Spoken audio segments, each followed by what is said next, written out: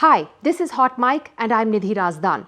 Last week, the European Union reached an agreement on a landmark legislation which will force big tech firms like Google and Meta and others to combat disinformation and hate speech more aggressively on their platforms.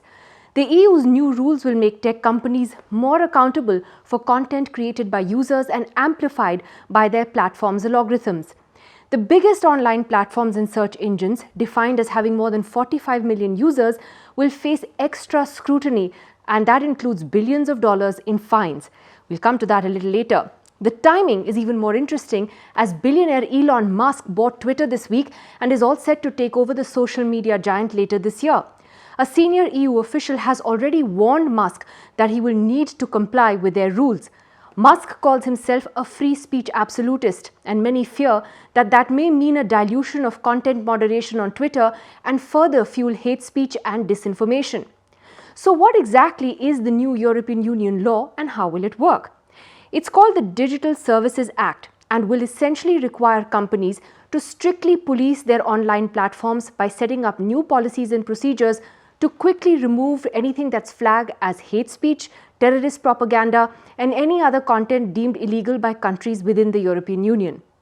Now, social media platforms like Facebook and Twitter, that means, would have to give users tools to flag such content and in an easy and effective way so that it can be swiftly removed. Instead of letting platforms decide how to deal with abusive or illegal content, the law says that it will lay down specific rules and obligations for these companies to follow.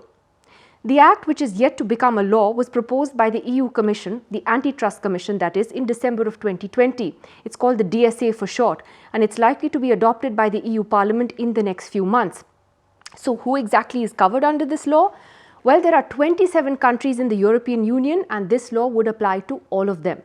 It includes platforms that provide internet access, domain name registrars, hosting services such as cloud computing and web hosting services as well. Significantly, very large online platforms and very large online search engines will face what the law calls more stringent requirements. That includes fines of up to 6% of a company's annual global revenue and banning of repeat offenders.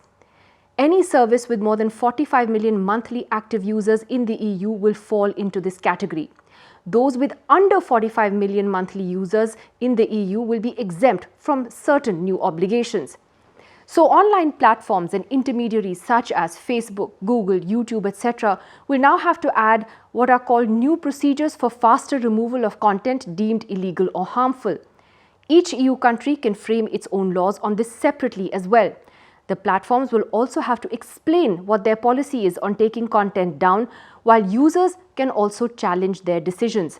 These platforms will have to have a clear mechanism to help users flag content that is illegal and will have to cooperate with what are called trusted flaggers. Ads targeted at minors will be banned, as well as ads based on a user's gender, ethnicity, or sexual orientation. It will also get companies to disclose how their services spread or amplify divisive content. The law also covers shopping platforms like Amazon that will have to ensure that customers are properly informed about the products being sold and that information about these products is clearly displayed. The law proposes to ban misleading interfaces that are designed to trick users into doing something they normally wouldn't agree to otherwise. That includes those irritating pop-up pages that keep coming up. Customers will now have to be offered a choice of a system which does not recommend content based on their profiling. The law also says something very simple but important, that cancelling a subscription should be as easy as subscribing. The EU Commission Vice President said in a statement that with this agreement, we ensure that platforms are held accountable for the risks their services can pose to society and to citizens. The time of big online platforms behaving like they're too big to care is coming to an end. That is what the EU's Internal Market Commissioner Thierry Breton has said. Germany's Justice Minister has said the rules will safeguard freedom of speech online by ensuring that sites can be made to review decisions on deleting posts, but at the same time they'll be required to prevent their platforms from being misused. He said that death threats, aggressive insults, and incitement to violence are not expressions of free speech, but rather attacks on free and open discourse. So does this mean that online platforms will actually be held liable for what users post for anything unlawful that's posted on their platforms? Well, actually, no, not quite. But if platforms are aware of illegal acts and fail to remove them, then they will be held liable for user behavior. Now in India, we had IT rules that were framed last year. They make the social media intermediary and its executives liable if the company fails to carry out due diligence. The rules call for companies like Facebook and Google to appoint a chief compliance officer who can be booked if a tweet or a post violates local laws and is not removed within the stipulated period. India's rules also introduce the need to publish a monthly compliance report.